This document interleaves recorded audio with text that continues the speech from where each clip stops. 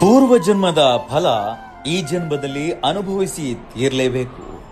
ಶ್ರೀಕೃಷ್ಣ ಕಂಸನನ್ನ ಕೊಂದ ನಂತರ ತನ್ನ ಮಾತಾ ಪಿತೃಗಳಾದ ವಾಸುದೇವ ಮತ್ತು ದೇವಕಿಯನ್ನ ಬಿಡುಗಡೆ ಮಾಡಲು ಅಲ್ಲಿನ ಸೆರೆಮನೆಗೆ ಹೋದ. ತಾಯಿ ದೇವಕಿ ಉತ್ಸಾಹದಿಂದ ಕೇಳಿದ್ಲು, ಮಗು, ನೀನೇ ದೇವರು ಮತ್ತು ನಿನಗೆ ದೈವಿಕ ಶಕ್ತಿಗಳಿವೆ. ಹಾಗಾದ್ರೆ ಕಂಸನನ್ನ ಕೊಂದು ನಮ್ಮನ್ನ ಬಿಡುಗಡೆ ಮಾಡಲು ನೀನು 14 ವರ್ಷ ಏಕೆ ಕಾಯ್ತಾ ಇದ್ದೆ ಅಂತ. ಆಗ ಶ್ರೀಕೃಷ್ಣ ಉತ್ತರಿಸಿದ, ದೇವಸ್ವರೂಪಿ ತಾಯಿಯೇ, ನನ್ನನ್ನ ಕ್ಷಮಿಸಿ. ಆದ್ರೆ ಕಳೆದ ಜನ್ಮದಲ್ಲಿ 14 ವರ್ಷಗಳ ಕಾಲ ನೀನು ನನ್ನನ್ನ ಕಾಡಿಗೆ ಏಕೆ ಕಳುಹಿಸಿದ?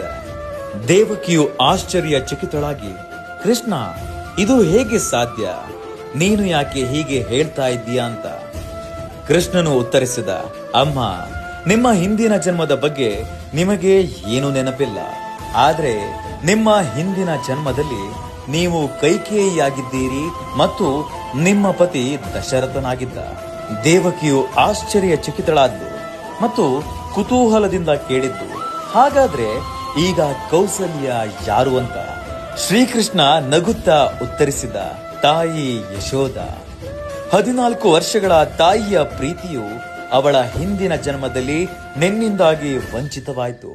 ಅದನ್ನ ಅವಳು ಈ ಜೀವನದಲ್ಲಿ ಪಡೆದುಕೊಂಡಿದ್ದಾಳೆ. ನೆನಪಿಡಿ, ಪ್ರತಿಯೊಬ್ಬರೂ ತಮ್ಮ ಕರ್ಮದ ಫಲವನ್ನ ಅನುಭವಿಸಲೇಬೇಕು. ದೇವತೆಗಳು ಕೂಡ ಇದರಿಂದ ತಪ್ಪಿಸಿಕೊಳ್ಳಲು ಸಾಧ್ಯವಿಲ್ಲ. ಇನ್ನು ನೀವು ಯಾವ ಕರ್ಮವನ್ನ ಸಂಪಾದಿಸಬೇಕು ಎಂಬುದರ ಮೇಲೆ ಕಣ್ಣಿಡಿ.